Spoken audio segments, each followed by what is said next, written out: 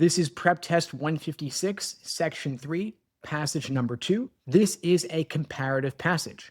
The topic is whether paranormal phenomena can exist outside the reach of science. The difficulty level here is medium. What makes this one tricky is that Passage B sounds like it wins the argument, but the test doesn't care who wins. It cares whether you can actually see what each author is doing. Now, both passages ask the same question. Can science rule out the paranormal? Passage A says no, Passage B says yes. But you don't want to treat this as two equal sides of a debate, because these passages are built differently, and that difference is what the questions are going to target. Passage A is Freeman Dyson, a physicist, building a case from the ground up. He opens by drawing a spectrum. On one end, you've got reductionists, people who think science explains everything. On the other hand, you've got traditionalists, people who think science is one source of knowledge among many. And Dyson places himself near the traditional end.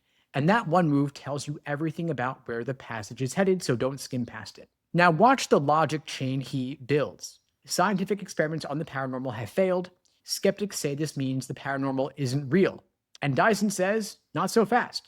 Paranormal events only seem to happen under stress and strong emotion. And stress and strong emotion are exactly what controlled experiments eliminate. So the experiments weren't proving the paranormal doesn't exist. They were just proving science can't catch it. And of course, you don't have to agree with that, but you do need to follow each step because the questions will test whether you can. Then Dyson plays his biggest card.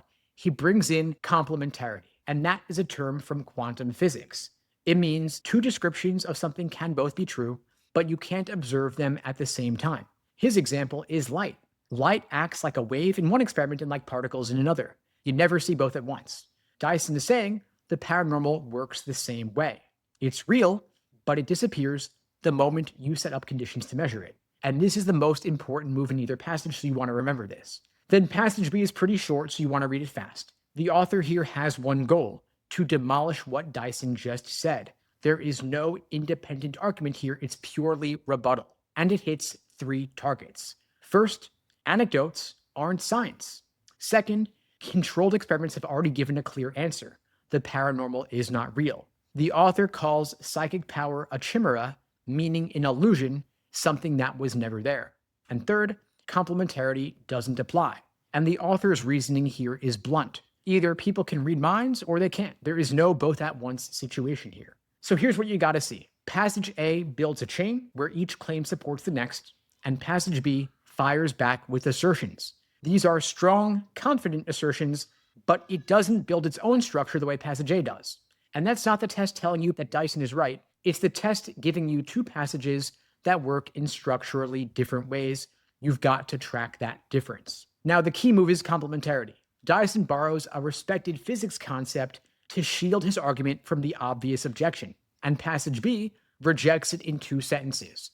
The hardest questions will live right there in the gap between how Dyson uses complementarity and why passage B says it doesn't fit. The main dynamic is direct disagreement. These authors are not talking past each other. Passage B takes Dyson's claims one by one and says no. Anecdotes, not evidence. Complementarity doesn't apply. Limits of science, there are none here. For author's stance, Dyson thinks paranormal phenomena might be real, but fall outside what science can access. He is not anti-science. He's saying science has a boundary. Students read him as rejecting science, but he's not. He is a physicist arguing that science doesn't cover everything, and that distinction matters. The author of passage B thinks Dyson is wrong, full stop. Science tested the paranormal failed, and no amount of philosophy changes the result. The trap here is letting passage B's tone do your thinking for you.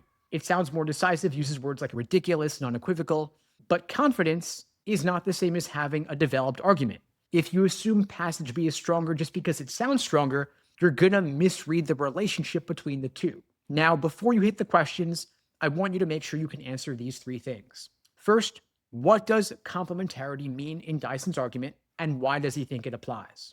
Second, why does the author of passage B say it doesn't apply? And third, what job is the anecdotal evidence doing in passage A? Is it Dyson's main proof, or is it supporting something else in the chain?